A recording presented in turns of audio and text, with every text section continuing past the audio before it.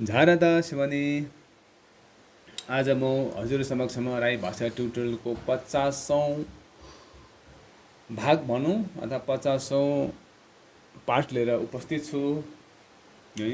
तपाईहरुले मैले केही दिन अघिदेखि राई भाषामा तपाईहरुको नकारात्मक सेन्टेन्सहरु कसरी बनाइन्छ, त्यसको रूप कस्तो हुन्छ, तर नकारात्मक सबै नकारात्मक त होइन, तर खाली मान मात्रै प्रयोग हुने। हाम्रो राई भाषामा मान लगाएर, निन लगाएर, त्यही अब नङ पनि लाग्छ, त्यहाँदेखि मिन पनि लाग्छ, मिनका, यिनीहरू लागेर तपाईको नकारात्मक सेन्टेन्स बनिन्छ, नेगेटिभ सेन्टेन्स बनिन्छ। इङ्ग्लिसमा चाहिँ खालि नट मात्रै लाग्छ हैन।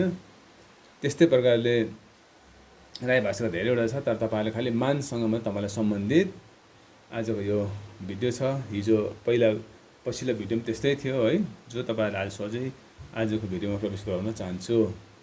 ङाङमा भनेको हल्लाउनु, मान ङाङसु नहल्ला, मान ङाङसुने नहल्लाऊ, मान ङाङसिन्ने नहल्लाउनु हवस्, मान ङाङसा हल्लाएन, सङताङ मान ङाङसा रुख हल्लेन, मान ङाङसा नहल्लाई, सङताङ ङाङसा मान युङसिने रुख हल्लाई नराख, सङताङ ङाङसा मान युङसिने रुख हल्लाई नराख्नु हवस्, छुक ङाङमा दोत्निन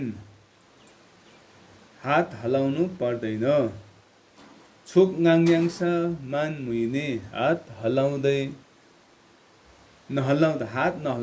गर, छुक ङाङयाङसा मान मुइने हात नहलाउँदै गर्नु हवस्, छुक मान ङाङयाङ हात हलाउँदै छैन, छुक ङाङसा मान चिया हात हल्लाइसकेन, छुक ङाङसा मान त चिया हात हल्लाइसकेनौ।